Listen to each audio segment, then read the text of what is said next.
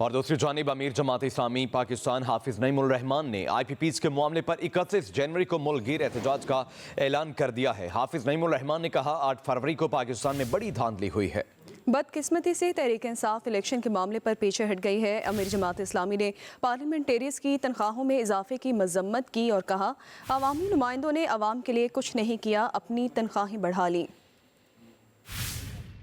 صورتحال میں جب لوگوں کو بنیادی ضرورت کی چیزیں نہیں مل رہی، یہ پارلیمنٹرین اپنے سارے اختلافات بلا کے ایک چیز پر اتفاق کر لیتے ہیں اور وہ یہ کہ ہماری تنخواہیں بڑھائی، جو قابل مذمت ہے۔ ان سب جماعتوں کی ہم مذمت کرتے ہیں جنہوں نے اپنی تنخواہیں بڑھائی اور قوم کے لیے کچھ نہیں۔ آئی پی پیز جو خون نچوڑ رہے ہیں ان کا انکم ٹیکس ایگزم کیا ہوا ہے اور اس میں سب شامل ہیں۔ پیپلز پارٹی کے زمانے سے یہ کام شروع ہوا تھا 1994 سے، اور عوام کا خون نچوڑا ہے۔ بجلی کے بل بڑھائے ہیں، ٹیکس اس میں بڑھائے ہیں، پیٹرول کی لیوی پر سب کا اتفاق ہے۔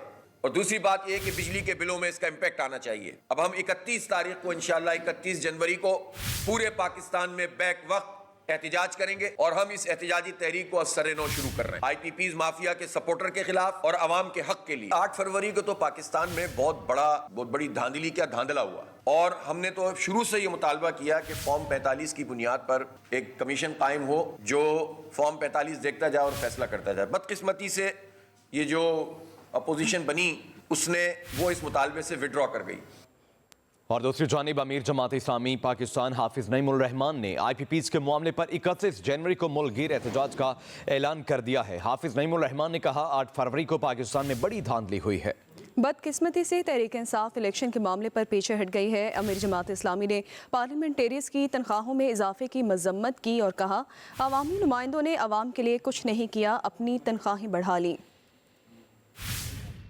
صورتحال میں جب لوگوں کو بنیادی ضرورت کی چیزیں نہیں مل رہی، یہ پارلیمنٹرین اپنے سارے اختلافات بلا کے ایک چیز پر اتفاق کر لیتے ہیں اور وہ یہ کہ ہماری تنخواہیں بڑھائی، جو قابل مذمت ہے۔ ان سب جماعتوں کی ہم مذمت کرتے ہیں جنہوں نے اپنی تنخواہیں بڑھائی اور قوم کے لیے کچھ نہیں۔ آئی پی پیز جو خون نچوڑ رہے ہیں ان کا انکم ٹیکس ایگزم کیا ہوا ہے اور اس میں سب شامل ہیں۔ پیپلز پارٹی کے زمانے سے یہ کام شروع ہوا تھا 1994 سے، اور عوام کا خون نچوڑا ہے۔ بجلی کے بل بڑھائے ہیں، ٹیکس اس میں بڑھائے ہیں، پیٹرول کی لیوی پر سب کا اتفاق ہے۔